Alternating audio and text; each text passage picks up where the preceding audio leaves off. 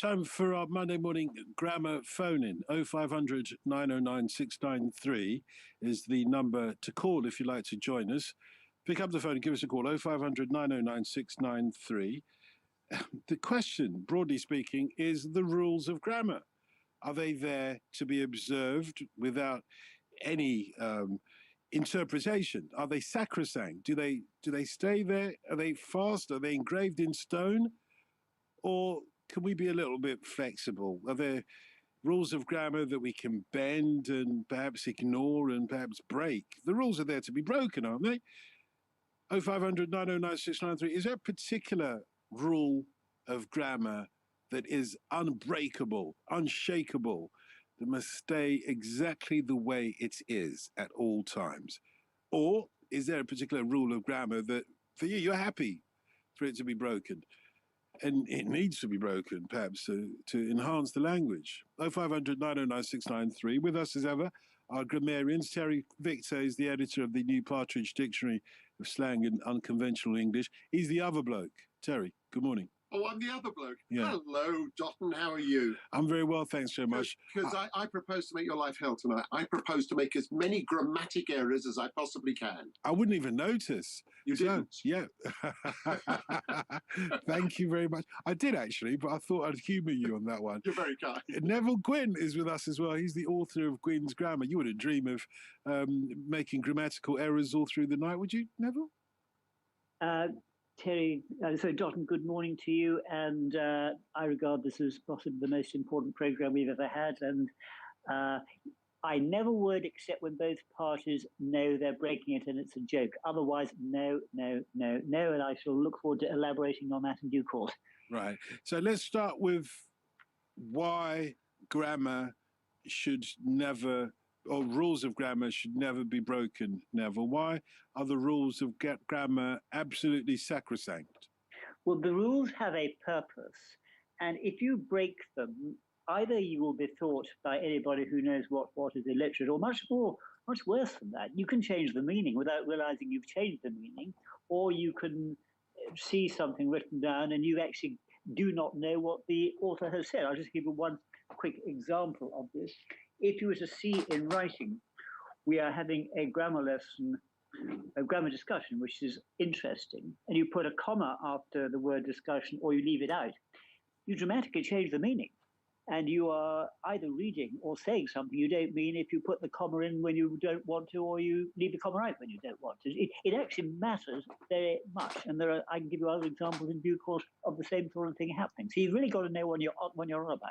Ain't that a shame, Terry? Ain't that a shame? It's neither one thing or another, is it? I mean, I've got a kind of position on this that's general. And I think it's using it as an excuse, because if you criticize the way other people use language, it really is about the laziest form of snobbery I can imagine. This is big stuff. Yeah, because language is there to communicate. It isn't there to subjugate. And I'm afraid when you say nothing is movable, this all must be perfect, or the world will fall to pieces, it's a position that is not sustainable. But what is the point of language if when you use language, we don't understand what you mean, or there is some confusion as to what you mean? Language surely is for clarity, amongst other things. That surely would be its initial purpose: clarity, communication, understanding.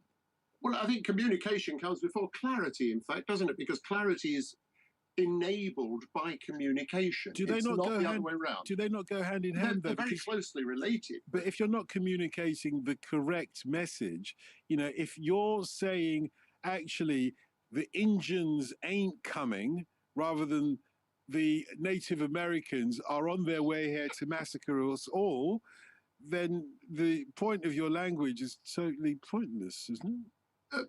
Yeah, but I think you'd have got other parts of that from its context. Language is only one of the means by which we all communicate to each other. And I think my problem here is that the idea that you have the right way of speaking English beaten into you as a child, and therefore you can do it right all the way through your life, is an appalling thing to be doing when we're learning it quite naturally, we're making it happen quite naturally.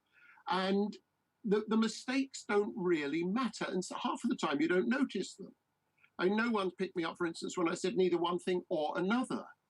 They are just little things that really don't hurt when we're talking to each other. I thought you were just quoting Blondie. One thing or another, I'm gonna get you. No, One thing or But I another. put neither in front of it. I wasn't playing Blondie games with you, but that was beautifully done. Yeah, I like your Debbie a lot. We've got Mick in Clapton with us. Good morning. Hello. Hello, Mick. How are you? Hello, Dotun. Yeah, I told you, Callander, there's one thing, but there's two things. I grew up in the East End during the 60s. I can hear that. And there was a lot of slang, and maybe I'm just a grumpy old git, but I live in Clapton now, and there's two terms that really, really get under my skin. One of them is normally used in a sort of an angry style, which is "know what I mean, mate." Yeah. And the other one is "innit." Yeah. And those two terms really, really get under my skin. I'm so glad that you edited the way that you were going to describe how they bother you, because I heard you saying the two terms that really get under my skin. I love that. But when they say, "you know what I mean, mate," do you know what they mean? It's just common terminology around here. I know, but you do know what they mean, don't they? And that's what they asked. You now. Yeah, I knew exactly what you meant when you said it. But like when it's said in a different tone. Yeah. You know, and you know what I mean, mate. You know what I mean, mate. Right. But it's in it that really gets under my skin. That does. But you know what they mean when they say in it, don't you? I do. You know. What do they mean? Because I don't know. Yeah, I'm probably contradicting myself because I can't help how I speak. Yeah. I try to speak the Queen's English, but I can't help out where I was brought up. I have heard the Queen speak, and it's fair to say that neither of us speak the way she does. Fair to say, mate. Can I interrupt? Can I interrupt here? If you must. Queen's English does not mean how the Queen speaks. It is a technical term. For instance, King George I could not speak English at all, never spoke English, but there still was the expression King's English. And so you just got to get things right. Now, hang on a second. In grammar, remember with grammar, you were saying that if we don't use the correct grammar, we may misunderstand what is meant. And now you're telling us, I know it's not about grammar, but now you're saying it's okay to say the Queen's English when actually the Queen doesn't speak English at all. That surely would be a reductio ad absurdum, wouldn't it? No, because Queen's English doesn't mean what you say it means. It is a technical term meaning standard English, and whether the Queen herself speaks it or not, she's sometimes the Queen herself or the King does not speak King's English. But the point I was trying to make was Neville, with all due respect, is if the phrase "the Queen's English" does not have to mean what it means, then why should correct grammar or incorrect grammar have to mean what it doesn't mean? Or do you know what I mean? I know exactly what you mean, but the grammatical terms and linguistic terms have a meaning. If you look up Queen's English in the dictionary, you'll actually see what it means, presumably. And it's the same with the grammatical terms. There is a question of getting it right. If you say Queen's English meaning how the Queen speaks, you've got your term wrong. You should get it right. You should know what Queen's English means. Terry, yes. Yeah, I heard you say "know what I mean" a couple of times. Yeah, you know what I mean. Now, I don't say "you know what I mean." I say "know what I mean." At school, we were taught how to speak right, how to write correctly. Know what I mean? And that was part of our English lessons. But as the years go by, you go on the streets and you pick up slang. And unless you go to one of these people that teaches you how to speak correctly, it's hard to erase your upbringing. That's very true. Very true. You know, does it matter to speak a little bit of? It's not so much slang, but remember, it's just. But we don't all know the rules of grammar, do we? We don't all know the rules of grammar. I know that. And when we speak and we've broken one or two of the rules, does it really matter, Mick? Does it really matter? I think I'm just a grumpy old git, Dotun. No, me too. Don't get me wrong. Does it really matter when somebody has broken the rules of grammar? That's the question for our phone-in tonight. And thanks a lot for calling, Mick. Thanks for being the first one. Bye, mate. Yeah, bye, mate. Does it really matter when somebody breaks the rules of grammar? And when does it matter? Is there a particular instance when it really, really does matter, and a particular instance when it doesn't matter at all? And here's my other point, Terry, that sometimes in the breaking, could we argue in the breaking of the rules of grammar, because there are rules to be had and rules to be broken. And is there a case to argue that we necessarily have to break rules of grammar to enhance the language, to give it a bit of color, but also to underline the rules of grammar, if you see what I mean? We need rules of grammar as a baseline, as a starting point, yeah, without question. Otherwise, here's the word that tends to cause problems. The language wouldn't evolve. We need a place to grow from, but the language is not complete, and it will never be complete, and it won't suit everybody. I mean, I love what Mick just said with the, you know what I mean, mate? Because it's all to do with the intonation. It's not to do with the words. The words actually don't matter. It's all to do with the stress and the intonation and how it's said, if it's said aggressively or just as a throwaway or a filler. And that's what so much of our language does. It's the dots of the music. The music is in how we say the things. And if we haven't got enough things to say, well, we find ways to say them. We make up ways to say them. And if you let a rule of grammar fall between the cracks, it doesn't matter. Neville, it ain't what you say, it's the way that you say it. Go on. Say what? No, that's basically what Terry was just saying there. Ain't what you say. It's not adhering blindly to the rules that are the important things in communication, in speaking, in language, but it's the way you say things, essentially. As before, everybody used to have, and I think it was Mick.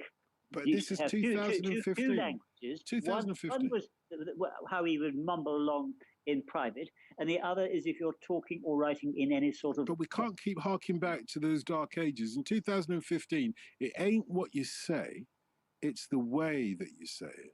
And the problem is that what you do, if you don't learn proper English, you impoverish your ability to speak and to think. Hang on, if you don't learn proper English, was that correct, Terry? I suppose it probably was correct if you have Neville's education. But I mean, I threw a mistake in here till the last time I was speaking and Neville didn't spot it. Excuse me, gentlemen. Everybody used to have Neville's education. Neville's education ought to be brought back for everybody like it used to be. What you're doing Everybody didn't get to go to Eton, Neville. Come. Everybody didn't get to go to Eton. So not everybody had Neville's education. Excuse me. Everybody in grammar used to have that education no matter where they were at school. And this is the big difference today, so that you actually learned two languages. They also used to have the cane at schools. It doesn't mean it was a good thing. Now that's just totally irrelevant. I dare say you did, but I'm saying that it was everybody used to therefore know how to think clearly and to speak clearly and accurately, exactly, and to communicate clearly. And now that can't done, and it does happen because people do manage somehow to make the world go round by speaking to each other and communicating clearly. They don't manage, they get things wrong. There are misunderstandings. That's the problem, Terry. There have always been misunderstandings. There are no misunderstandings if you actually... language-based. And we wouldn't have had so many wars in our history if there hadn't been misunderstandings. And that's when the language... Misunderstandings were in speaking and communication. We know other misunderstandings are possible, but in speaking communication, you have unnecessary misunderstandings, which can be disastrous. Can I give you one example? Please do. If you were to say, I do not like him doing that, or I do not like his doing that, you are quite dramatically change the meaning according to which particular him or his pronoun you are using, because you are changing the verb from a gerund into a participle. It's a dramatic change of the meaning. Now, this happens all the time. And in order to get things right and to understand things right, you've got to know what your grammar Look, is. I As do you not said, like green eggs and ham. I do not like green eggs and ham. I do not like green eggs and ham. But Andrew says people saying must of and could of is the worst breaking of grammatical rules. That's the rules. It's fine to break. Why does my phone in Microsoft Word want to correct ain't to ain't? He says, you know, ain't without an apostrophe to ain't with an apostrophe. Sorry? It's a tragedy if you don't. If you can't Hold on. But what are the rules that govern that incorrect grammar then? What's the rules that says it must be, must have, and could have? What are those rules, Neville? Does it have a name? Well, it's just illiterate. No, I know, but we're talking about the rules, and I'm saying that there aren't always rules. It's just a convention, isn't it? After a certain amount of time, we say, "Oh, that's the way it's said," and we accept that. But most of us don't know the rules. One case you're using a preposition when you should be using a verb. It could be more dramatic than that. It's ridiculous. I mean, you use a verb when you mean a verb and a preposition when you mean. But you could quite legitimately have of as an alternate spelling for have, because that's what it's used as, because that's how it sounds. You say you can't spell. You say you cannot spell the word H-A-V-E. No, I mean, honest. It's the reverse etymology. Because the way it's pronounced becomes apostrophe V-E, that gets sounded as of, and therefore the word of seems to replace it in speech. No, Terry, you're being slightly disingenuous here, because people that I've heard that say must of and could of, they believe that that is the correct, it is of. They're not trying to spell have incorrectly. They actually believe that the grammar is, he must have done that. He could have done that. We don't believe that it's have, a different way of saying have. And you're not going to I'm saying that's how the etymology grew up, not how we believe it to be. But it's that's wrong. How we arrived at it. No, but it's clearly... Why is it wrong? Made a mistake. Well, that's the question. HAVE and not OF. Yeah, There's no real reason when you get down to the basic of it. There's no reason why it should be spelt the way we spell it. But apart from the spelling, the actual grammatical context, which is as Neville was saying a moment ago, a preposition rather than a verb, that there's no excuse for that, is there? But that isn't being used as that at that point. It is being used as an alternate spelling for the sound. No, but I'm saying that it's not. I'm saying that it's not being used as an alternative spelling for the sound. It's being used as a replacement, or as just the alternative. The alternative that was derived by the sound has become a replacement. That's used in so many people's vocabulary. It's not even a replacement. It would be a replacement if people knew what the correct term was, but it's not a replacement if they don't know what the correct term is. It's a misappropriation, isn't it? No, because you use so many words that have replaced other words in your vocabulary without knowing where they've come from, Dotun. Everybody does. We don't know the etymology and history of our words. We take words on trust. We learn words by speech. Part of your education is to find out what the etymology is. And you're basically saying it doesn't matter if you say 2 + 2 = 5. You're saying that language has no meaning. It's insane. It still means the same thing. Many words have many uses, and this is a different use, a very casual use, and not a quote correct use of, but it works and serves perfectly well for perfectly logical reasons. I wouldn't put anyone down for saying I would have done that.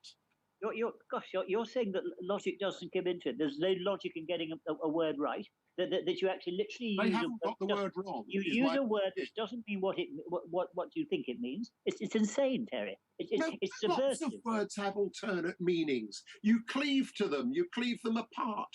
You've got this opportunity with language to do all sorts of things. And getting uptight about would have. How did I spell it when I said that? What I did was spell WOULD apostrophe VE, but it sounds perfectly well as OF. So OF can stand for No, that's not the case. Terry, even I can hear that, look, would have is an abbreviation of would have, but would of, could of is a completely different formulation from would, have, and could I don't have. know. If it was spelled Because phonetically by someone like Dickens, I think you'd find that's how it came down. the spelling is one thing, but I'm saying the meaning of it. Would, But the meaning is still have. have, no, it's not at all. Of and have are two different meanings, isn't it? Have, I would suggest, was a kind of is it a possessive verb? Is that what it's called, Neville? Is it a possessive verb? I want to interrupt you. I think there's only one solution for Terry, Dotun, and that's just this once. Never again bring back the cane. Oh, you see, you want to beat grammar into people, and that's No, one of the no, things only that's into wrong you. with you. No, come on, no you. violence, no violence. Only into you. No I violence. teach other children grammar without the cane. No, but I think Terry no, actually does it. no violence. It was particularly painful for me when the headmaster used to tell you to touch your toes, and I could only touch my calves. So I know what a good thrashing means. Try this one, though. Try this one, Neville. You made me cry. Yeah, you okay with that? Yeah, When you said goodbye. yeah. Yeah, you okay with that? I'm fine. Yes. Ain't that a shame? My tears feel like rain. Ain't that a shame? You're the one to blame. How'd you feel about that? Ain't that a shame? Well, look, if you know what you're doing and the other person knows what you're doing and you're clearly joking, I've no objection at all. What I worry about is when you say could have without realizing that you've made a ridiculous, unreasonable blunder. I don't mind it. If you want to say ain't, and everybody knows it's a joke, everybody knows it's being done on purpose, fine by me. But you don't hear so many blunders when you're listening, when you're speaking to people. The blunders aren't what you're listening to. Don't speak on my behalf. I suspect Well, I hear I everything can you want. evidence it from earlier. Earlier on, I said something fell between the cracks. You didn't hear the blunder. Oh, did I not? You can't fall between cracks. You can fall through cracks. If you fall between the cracks, you've landed on the solid. But if you're Quite not right. paying attention, it doesn't matter because what I said made sense as you understood it. I must admit I wasn't listening closely enough. Neither was I. Neither was I. But that's not quite the point, though, Terry. And you're being slightly naughty tonight. I told you I was going to. I know. No, it's not quite the point. He deserves the cane. Look, I said no violence, please. Look, it's only grammar, but what we shouldn't lose sight of is whether you have to observe to every rule of grammar or not. You clearly, Neville, as much as your position is old school, you feel that there are times when we can break the rules of grammar. With Ain't That a Shame, you're happy to break the rules of grammar for that, aren't you? Only because it's a joke. I mean, it's not a joke. You're allowed to say 2 + 2 = 5. It's not a joke. It's not a joke. It's people say, "Ain't that a shame?" And in that context, you know they're doing it, knowing they're getting it wrong for effect. The joke would. It's a song or a poem, if you like. The joke would be if Pat Boone, who covered it after Fats Domino wrote it, if Pat Boone had got his way, because he was an English student at Columbia University, if he'd got his way and sang correct grammar, because he didn't want to be exposed amongst his classmates as somebody who sang incorrect grammar, if he'd got his way and said, "Isn't that a shame? Isn't that a shame?" that would have been the joke, wouldn't it? That we would have laughed him out of, the recording studio if he had done that.